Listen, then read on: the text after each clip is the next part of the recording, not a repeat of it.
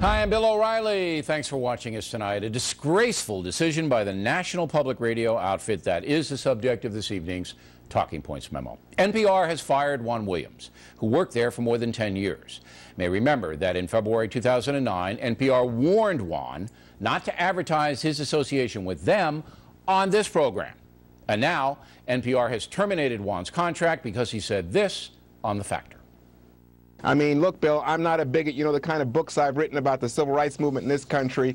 But when I get on a plane, I got to tell you, if I see people who are in Muslim garb, and I think, you know, they're identifying themselves first and foremost as Muslims, I get worried. I get nervous. NPR President Vivian Schiller, former New York Times employee, is too cowardly to come on this broadcast tonight to explain. But we did catch up with her today in Atlanta. This action was not anti-Fox. This action was pro-journalistic standards, and a news analyst cannot continue credibly to analyze the news if they are expressing opinions about divisive issues. It's that simple. And the same would go with anybody. We're not picking on Juan. Ms. Schiller is a pinhead. Juan Williams was not giving an opinion about Muslims on airplanes. He was simply stating what he felt. If he had said that his uneasiness should be embraced by others, that would have been a personal opinion, madam. In my opinion, Ms. Schiller should resign immediately because she's simply not smart enough to run a media company, even if it is NPR. Juan Williams did nothing wrong. He was just being honest, something NPR might strive to learn. But Juan wasn't fired because of that remark. He was sacked because of his association with the Fox News channel. A few days ago, NPR accepted $1.8 million from far-left bomb thrower George Soros. That in itself is a disgrace because NPR also takes taxpayer money. Now, the National Public Radio crew is in bed with the radical Soros? Talk about a lack of standards. Talking Points is calling for an immediate suspension of all public money going to NPR. And we understand that Senator Jim DeMint will introduce legislation to defund that enterprise. No taxpayer dollars should be going to an outfit that abuses freedom of speech. This is like the Acorn deal. No more money to NPR. Even devoted liberals are outraged about what NPR has done to Juan Williams. Here on The View, you know, we have our great opinions, but in all of our opinions, it seems, the firing of Juan was a total mistake and sends the wrong message. And NPR, get yourself together, because we all got to work on this together. NPR has now devolved into a totalitarian outfit functioning as an arm of the far left. There's no question about that. As a corporation, NPR has the right to do what it wants, but it does not have the right to any of our tax dollars. It should compete in the private marketplace, but I guarantee you if NPR did that, it would go the way of Air America and file for bankruptcy. There is no excuse for this in America. NPR will rue the day. And that's a memo. Now for the top story tonight. Let's bring in the guy causing all the trouble, Fox News analyst Juan Williams. First of all, I'm sorry about this. You know, I know, you know, I don't have any use for NPR, but you worked there a long time. And I know, you know, you're sad and emotional about it. But believe me, you're better off getting out of there. You're better off. Let's walk through. When you said that on The Factor, I heard it and I was going to say, well, I'm not scared of Muslims on a plane. I was going to, but then I said, you know, it's not worth it. It's a small point. It's a small point. It was. Just saying what I felt. First of all, millions of Americans feel the same way. That's beyond a reasonable doubt. So you say it, when did the fallout start? How quickly after you said? This was on Monday night you said it. Monday night on your show. Yeah. And on Wednesday afternoon, I get a call from Ellen Weiss, the vice president in charge of news at NPR, and she says, what did you mean to say?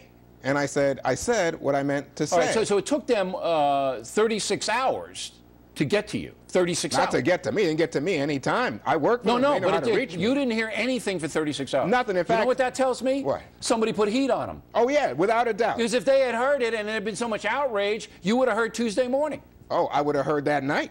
But I'm saying, you're exactly right. All of a sudden, let me tell you, I was in Chicago on Tuesday, and people were coming up to me to say, and this was a Muslim guy telling me about how his kids, you know, have fears and about being identified as Muslims. Thank you for what you said on O'Reilly last night. This is in O'Hare Airport. And then that night, I start to see in my mailbox emails from, and clearly orchestrated by a Muslim rights group, saying that I am a bigot. CARE. That's who did it. Exactly. CARE. Okay, so they got to NPR, and then these pinheads who probably never even watched this program, and they know what you said, they start to make this determination. And people should know that Juan was very sympathetic, by the way, to Muslims during that interview. You didn't hammer him at all. No, I mean, this is the irony of the thing. I mean, they take something totally out of context, like one word or one line, and they forget the fact that here I am engaging you, Bill O'Reilly, right? And we're having an honest discussion. This is what America should be. People having a real debate and telling you, as you pointed out rightly in the Talking Points memo, this is what I felt. If I have wasn't a fear, an opinion. No. And that's where this Schiller, do you know this woman, by the way? I've met her. I mean, this woman is stone cold dumb. And I'm not saying with all due respect. Says, well, Williams you're not allowed to give personal opinions as an NPR analyst. You're not allowed to give personal opinions. We don't want personal opinions. You weren't given an opinion. Never. You were saying, look, this is how, if you had said after that, and I think all Americans should feel the same way that I do, that would have been an opinion. No. This woman doesn't understand what a feeling is, how I'm feeling, and as opposed to an opinion. Okay. She must not have lived in America after 9/11. It's further than that. Then she goes on and gives a speech today. Oh, I know about it. Okay? Yeah. And listen to this clip. Roll it. Juan feels the way he feels. That is not for me to pass judgment on. That is really his feelings that he expressed on Fox News are really between him and his, psychiatrist or his publicist or take your pick. But it is not compatible with a news analyst with the role of a news analyst on NPR's air.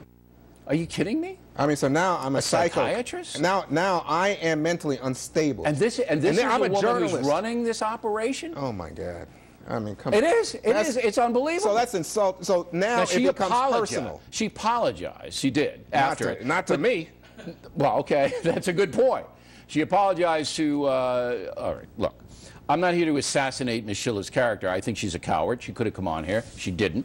She fired you. She didn't talk to you. Somebody else did, an underling, right? Yeah, and in fact, I said to them, why can't I even come in and talk to you? This is, I've been there 10 years. I've taken shows at that network to unprecedented heights. I've served key roles there, raised tons of money for them. She wouldn't even talk to you.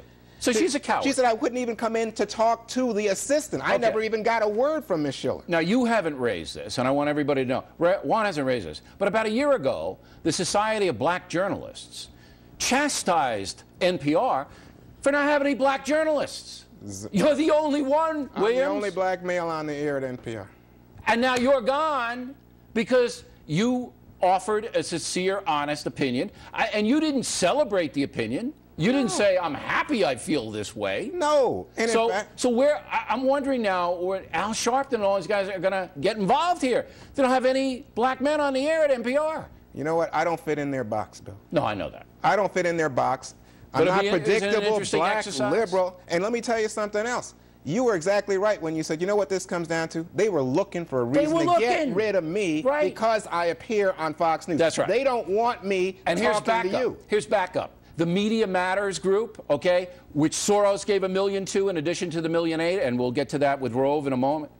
They called today for Mara Liasson, who's a Fox News analyst, to be fired from NPR as well. You telling me that this guy isn't pulling the strings over there at NPR?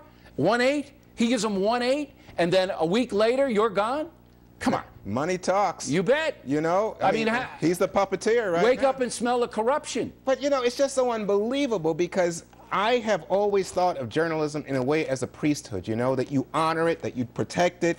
These people are corrupt beyond belief. But here's the good news. These people don't have any sense of righteousness of what's right here. I don't want you self-righteous. I don't want you to say anything else, all right? Let me finish up here, okay? Number one, this is good for you. What? Yeah, it's good for you. You're going to get a big book contract to write about what you can and can't say in America. And you're a good writer, and you're going to do that. Number two, you'll be able to host a factor tomorrow night. I will, That's thank huge. goodness. More people will see you tomorrow night than see you all year on NPR. Well, that's true. Okay. All right, so that's good. Okay, number three, everybody likes you now. Okay, before it was like, I don't know whether I like this Juan Williams. Now everybody likes you, okay? Everybody who counts. Number four, Congress is going to defund NPR. They're going to lose all their public funding.